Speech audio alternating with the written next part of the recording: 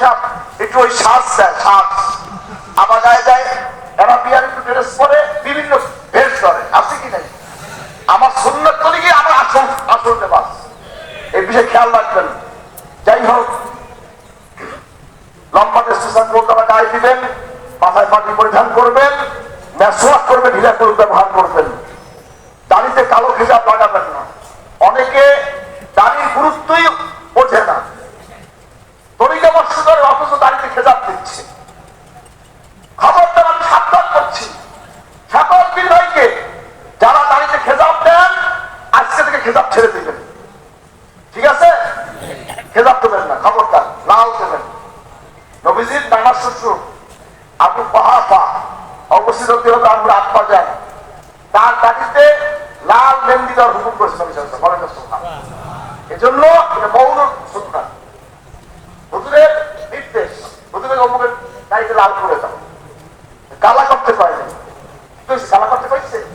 অনেকে বিভিন্ন মশলা দেয়, বিভিন্ন ফতুয়া দেয়, বিভিন্ন ভাবে বুঝাইতে দেয়। খবরদার, এ সমস্ত ফতুয়া কান লাগাবেন না।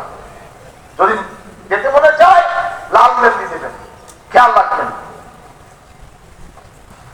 অনেকে ডাক্তার নিচে লঙ্গি পায়জামা পড়েন, পড়বেন না। নবীজি বলতে ওই জায়গাটা জাহান্নামে চলে যাবে, মারাত্মক বিষয়।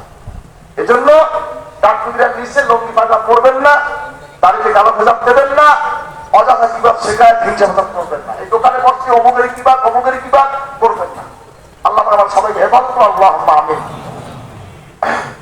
আমার দরুদ পড়ে নিন, আল্লাহুম্মা সাল্লি আলা সাইয়্যিদিনা মুহাম্মাদিন আন-নাবিয়্যিল উম্মি ওয়া আলিহি ওয়া সাল্লিম। এই দরুদ শরীফ এশাত আমাদের 100 বার করে পড়বেন, অতি মহব্বতের। যদি আল্লাহ ভক্ত ভালো করেন, নবী সাল্লাল্লাহু আলাইহি জিয়ারত নসিব হতে পারে ইনশাআল্লাহ। হযরত দরুদ শরীফ আল্লাহুম্মা সাল্লি আলা সাইয়্যিদিনা মুহাম্মাদিন সাইয়্যিদিল মুরসালিন ওয়া আলা মাহিয়া সুন্নতি আশ-শাইখ ওয়াল খাজাতে মুঈনুদ্দিন চিশতি ইমামুত তরিকাতে ওয়াল আউলিয়া আল কামিলিন রাদিয়াল্লাহু তাআলা। হযরত একসাথে করে পড়বেন, মাদ্রাসা নফিস বলে তবে লা ইলাহা ইল্লাল্লাহ, লা ইলাহা ইল্লাল্লাহ। লা শব্দটা আপনি বলতে দেন ডান কানে মাথা দিয়ে ইলাহা কাম বিষয় বামতে পারবেন ইল্লাল্লাহ। আমার হাত দিয়ে দেখা যাবে লা